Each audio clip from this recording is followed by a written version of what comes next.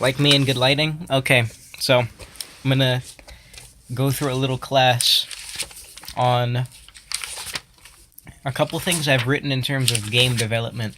Now, reason why I wrote this doesn't really make sense. Okay, so I've started a journal since October 8th. I haven't skipped a day yet. Very proud. So after I bought State of Decay 2, some $30 Xbox exclusive game, if you didn't know, I wrote, because I don't buy games very often. Keyword buy. You could play a bunch of games for free and whatnot, but buying a game I feel is very different, especially as a poverty-stricken homeboy, because buying games is just something I don't get to do very often. That's why I game shared with like 7,000 people, to to leech off them. Um, so I wrote about the difference I think between playing a game and buying a game, and I'm gonna start with that, and then it turned into me writing about a bunch of different things in terms of game development. So the reason why I'm telling you this is, I don't know, see what you think. Like, am I stupid? Okay. I don't know if I'll just recite this word for word, but so this is what I put. This is on December 15th. So, playing a game you've bought has always had this funny feeling. For me.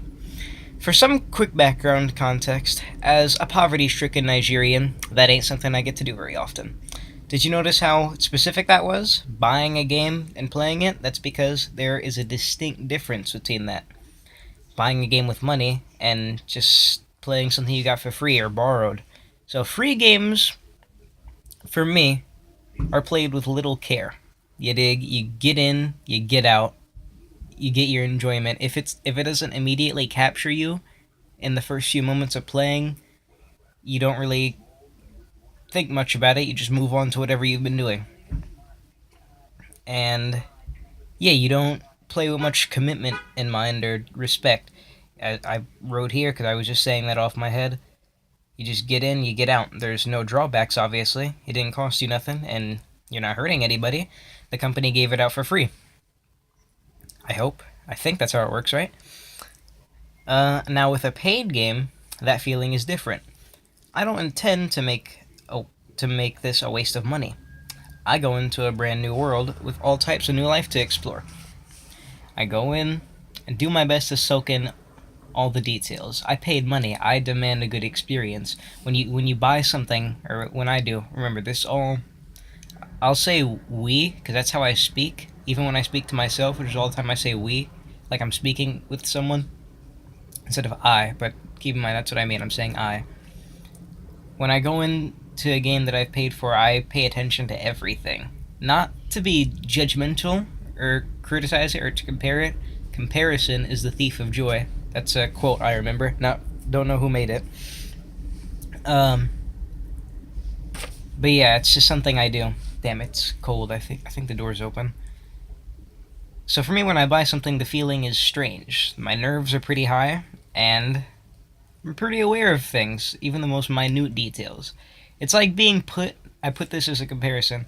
It's like being put into a foreign country where you know a little, just a little, only a brief grasp, and you have to try and learn now in this brand new world that you just got put into. What else? Hold on, the lighting is bad because the book itself is in the shaded part.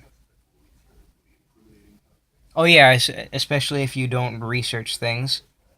So you can probably tell I don't like wasting money. I try to make these purchases worth it. Admittedly, though, I can say I don't want to say wasted because if I got something from it, if it was memorable, it's not really a waste of money. But I feel like if you don't continue to play something, not beat it to death, but like if you play it for I don't know, like a few hours for a couple of days and then you basically forget about it, I'd say it's a waste of money. But to each their own. Don't let me judge your damn opinions. You probably don't even care about my opinion. But then why are you watching this? Okay, so the next day, this is where I started talking about game development. So I put games in general are very unique. The dynamic switches are just something you can't find anywhere else. 1 second, you're Kratos. the god of war, slaying whatever crosses your path, protecting your boy in an impossible fantasy land. The next second, you're the infamous Jason Voorhees. It's the shirt, it's his mask. Unintentional. Himself, slaughtering the delinquent camp counselors in a franchise decades older than you, probably. Because I imagine most of the people that watch me are not very old.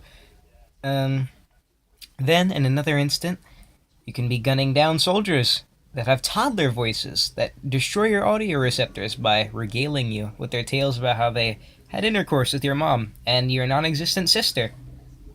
Where else in life will you be? Where else in life will you be able to experience stuff like this? Every game to me is a brand new world. I said this last time, but these have an intermission of a day, so pardon the redundancy. I said, it's honestly amazing. It shows how much of our minds are vastly different, how each of us create different stories with characters we know aren't real, but exist in our world, you dig? Like how I've expressed my many feelings for the pixels on my screen playing The Walking Dead, how, even though fully aware these characters are nothing more than that, just pixels on the screen, they mean a lot more to you, right? They mean a lot more to me. And only I would know about these feelings. It's a very personal thing. So, games can mean so many different things to the billions of us.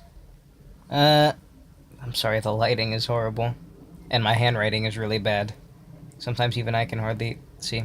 Oh, I put the worst part is that no matter how well you articulate it, the only person that will truly get how you feel is yourself. It's the ugly truth, and it is very painful. But life is full of pain that you need to recover from. So, even though I write this in, something not game related. Okay, so this is where I went off now. So, this is December 17. Remember, every time I do that little intermission, it's a day has gone by. Once a day is when I write in this thing. So, graphics in games also do play a major role. Although not many, the TV is now very loud, and I don't want that to drown out my voice. Oh, that's not the mute button. I'm thinking of Optimum remotes. That ain't no Optimum remote. Continuing. I'm holding this with my left hand now. Had to scratch my nose. Can you see how dry my face is? I haven't put Vaseline on in a week. Because I basically haven't been to school in a week. Okay, to restart, I put graphics in games also do play a major role. Although not many are willing to admit it.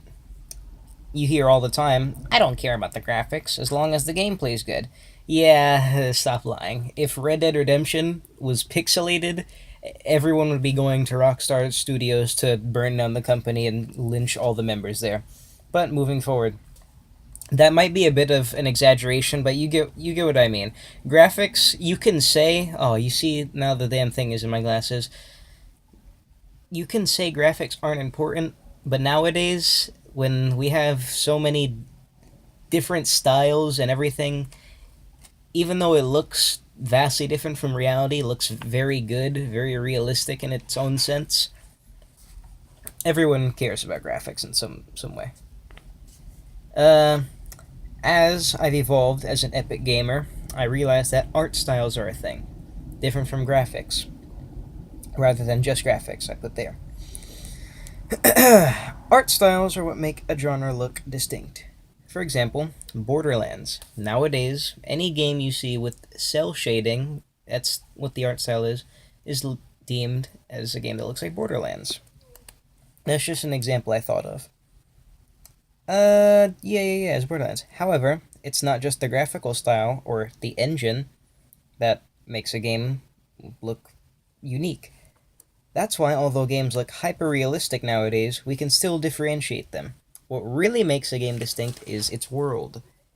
The constant jokes placed on the government propaganda in Borderlands, the futuristic yet iconic vehicles and alien species of Star Wars, the high-rise apartments lush with obstacles and different levels of verticality in a dying light. Do I write different than I talk? These things are vastly important in giving a game its identity, making it different It's what can determine whether somebody coughs up cash for your product or not, especially if it's a new IP. New genre, like the first in its series, the first of its kind. Game development is an extremely difficult task. Many people fail to understand the thousands of layers that you must peel through in order to garner success from the unforgiving business. I think tomorrow I'll touch up on the marketing process of games, mostly due to MK11. That was December 17th, now December 18th. I think. Okay, there's three more. You still with me? Smash like if you're still here. The marketing of a game also plays a tremendous role in its success. I need to find a better way to read this because my handwriting and this lighting is bad. You somehow have to encapsulate what your game is without revealing too much, yet still generating hype and revealing something that makes people seem interested. They want to buy they want to purchase your game. Obviously, trailers look vastly different from game to game, depending on the IP, the genre of the game, the message you want to draw home. Because some trailers, honestly, they sometimes have nothing to do with the game, or they might be showing something that's much different from the game than what you may think. So there are two examples of trailers that I'll talk about here. This is what I'm writing in the book. If I'm not looking at the camera, then it's not off my head. If I'm looking somewhere, I'm looking at the book.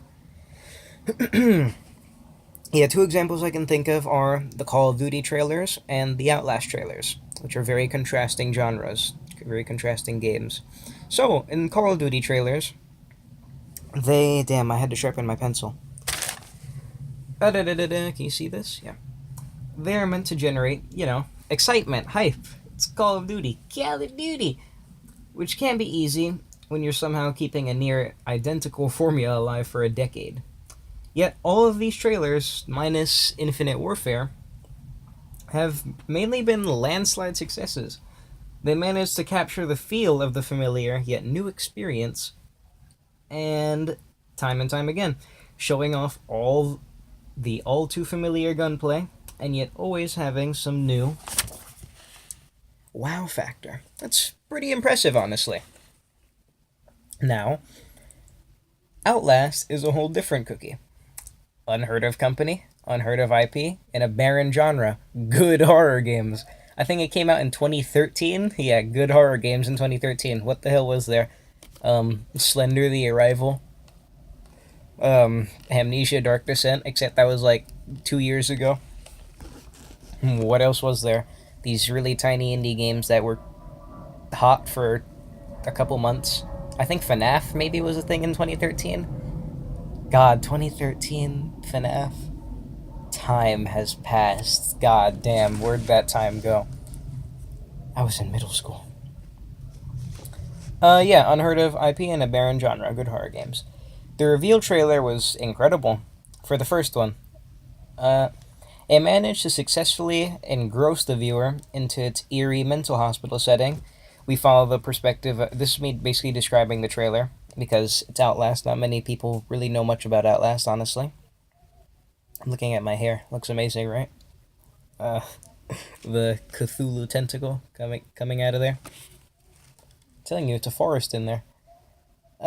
We follow the perspective of where the hell? Of the protagonist, Miles. We don't know his name at that point throughout the trailer, which makes it a brief yet pretty immersive experience. The trailer was, I think, like 2 minutes or so, maybe 3. We feel about as lost and hopeless as he is, as he's chased by some crazies that manage. Oh, by some crazies. They manage to show off the somewhat unique gameplay aspects like the night vision, the environments in organic ways that don't pull our attention away from this new world. Because in some trailers, especially for series games, like sequels and whatnot, they'll usually try and show off new things. That's what everyone cares about, right? We don't want the same thing. We want it but better and some new stuff. And every now and then they'll like really shove in your face, "Oh wow, what is that? That's new." But they show off things in this genre that are familiar, and yet some of them are pretty unique, but they don't seem too forced. Like, oh wow, they just really want to show off this night vision thing, huh? Oh, cool, it's all green. No, it actually, you're like, oh shoot, here we go. So it's a pretty fun experience, and I'd say it perfectly captures the image of Outlast, which became a wildly successful title, obviously. Kudos, Red Barrels. Video games are tough. Tomorrow I'll discuss either voice acting or memorable characters. December 19th, voice acting. Vastly important, and not many people. I feel like people know that, but they don't really understand it, because voice acting is. Wow. And what's funny is there are some games that can go perfectly fine without any talking, no voice acting. Don't need it. But yeah, voice acting is a it's quite the thing. I think I'm gonna read off the page and I'm gonna add a little to this. Alright, voice acting is one of the most vital aspects of any game. Which is funny, because games can work perfectly fine without any talking. Weird, right? So, there are three major aspects I can think of at the time when it comes to voice acting in a video game. I write these at 11:30 at night, that's when I start. Writing, performance, and intended effect. Each of these work together in order to get you the desired result. So, writing is where it begins, obviously. As an actor, you have to be acting for something, even as only a voice actor. So you need to work with the writing you're given. That being the script, the writing of your script, or not yours, but you get it. And the story that's being written down and created. I've heard that there's not much improvising done when it comes to voice acting, so I don't know why I kind of wrote this as if some game or some actor was reading this, so try not to do that. Don't ask. I always improvise myself, but then again, I'm not really into acting, so don't listen to much of what I'm putting here. Yeah, I had no business doing this, but I still did it. I don't know, I kind of just went with the flow. Yeah, so take everything I say with a grain of salt. So, where the writing of your story comes into play, so you don't go in blind. You're playing a character. You're trying to bring that bundle of pixels to life, and it's good to know as much as they're supposed to know. You dig? You get a firm grasp on your character. Although, don't be fake, Because I've heard some voice actors say that although you are playing a character, and especially if it's a set character, like someone we already know, someone that's familiar. But if it's someone that's new, I'm pretty sure I just erased the last thing I just said. If it's a new character, I've heard that you want to try and, be that character that your bosses are telling you to be, but also bring yourself into it. Because you're the one that's bringing this character to life at the end of the day. And the world they reside in. Performance is probably the most tricky part. It has so many layers. You need somebody who can do a voice that fits the look, sounds believable, and can hit all types of ranges. By ranges, I mean, different emotions and whatnot, and maybe even, high, low, if they're yelling, if they're whispering, how are they going to sound? All types of ranges as a character. You need good voice talent, which is incredibly subjective, obviously, because it may depend on the kind of message you're trying to convey to people. So one example I put is the voice actress. I honestly never say actress, I just say actor. The voice actress for Clementine in The Walking Dead, whose name is Melissa Hutchinson. This 30-plus-year-old, she's very old, has some amazing range. Her voice fits the look of the character. She plays an incredibly good child character. And she sounds believable with any types of emotions while still remaining in character.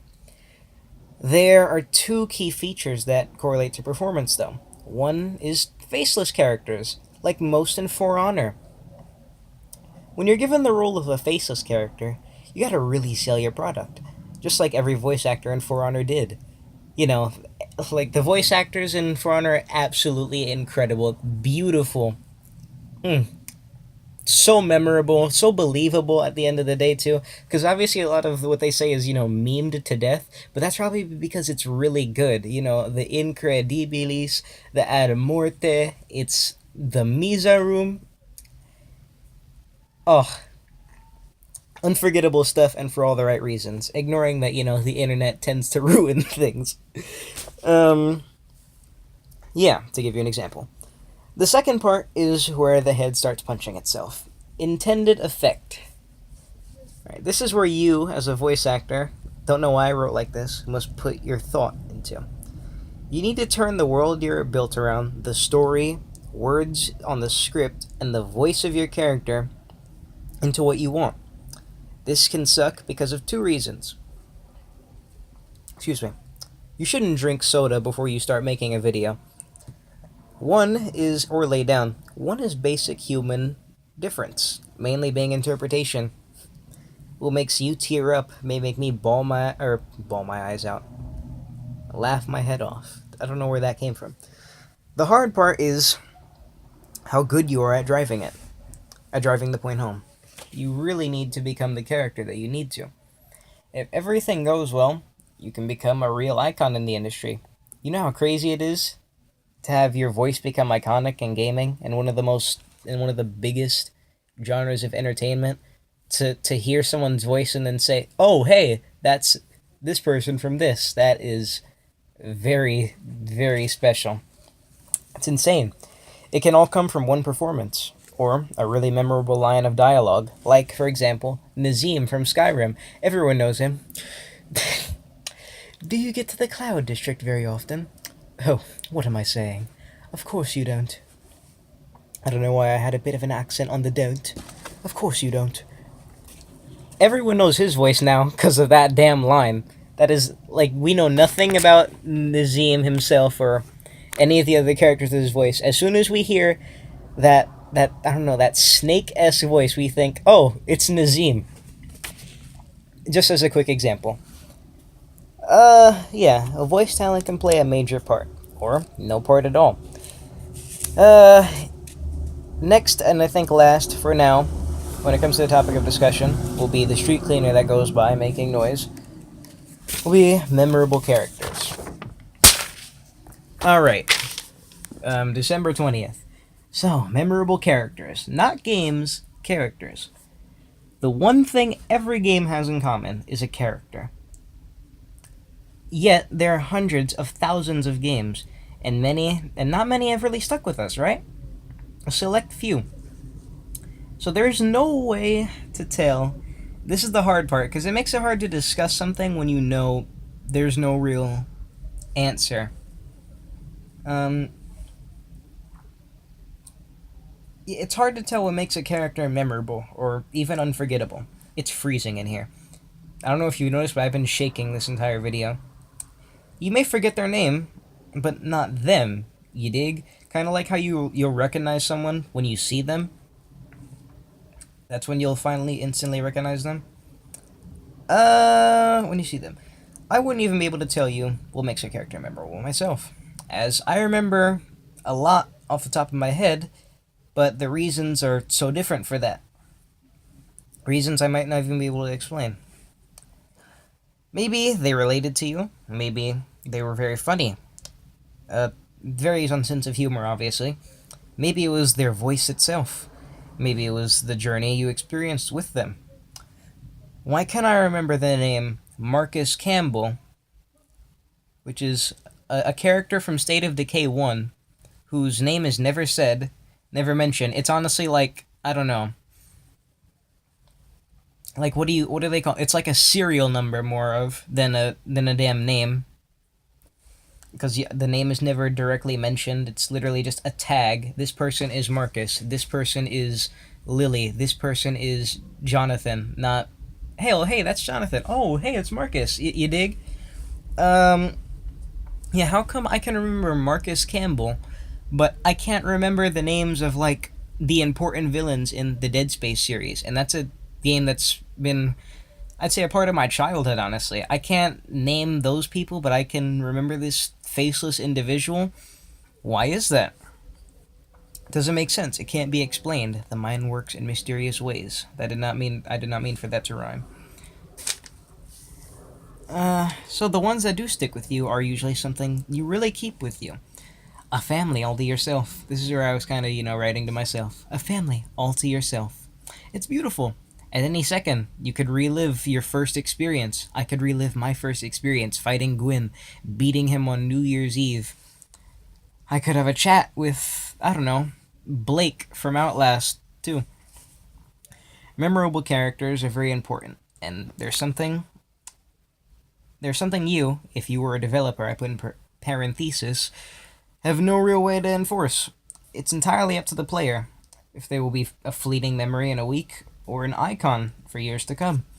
It's incredibly hard to even write on the subject because it's impossible to understand or convey. Just know that those things that you remember must be something special to you, whether you can admit it or not. I think that's where I closed off my lesson. Yeah, I don't know why I decided to write a workshop about layers of game development, but I kind of did it and I had fun with it, so I figured I might as well, share that with someone, right? I shouldn't write something like that and not tell it to someone, but only tell it to people who care, of course, because for as much as I play games, I really don't like talking about them. Oh god, it inflicts physical pain to discuss games, unless it's a really nice one-on-one conversation. Don't make me talk about games around you. Piss off. No. Leave that for me at home, where I can spend 25 hours on Xbox. Jesus. Oh yeah, this year, 3,700 hours on Xbox equates to 154 days. Real gang stuff out here, cuz. Gang, subscribe. And, I don't know, put feedback. Did you watch all the way to the end? Subscribe to PeachSteve44 if you watch to the end, and add him on Xbox.